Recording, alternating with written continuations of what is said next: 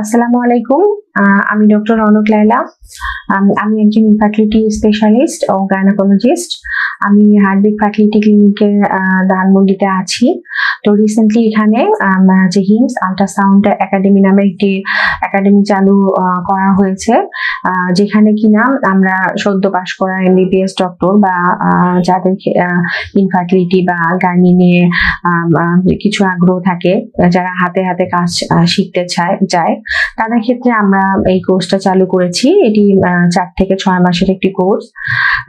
এই কোর্সের মাধ্যমে এখানে আমরা হাতে হাতেই তাদেরকে আমাদের যে প্রসিডিউর গুলো আছে, যেমন transvaginal sonography, saline infusion sonography, intrauterine insemination, এগুলো সবকিছুই আমরা হাতে হাতে রিয়েল পেশেন্ট দিয়ে হ্যান্ডস অন ট্রেনিং দিয়ে রাখি। এবং এটা একটা সার্টিফিকেট কোর্স।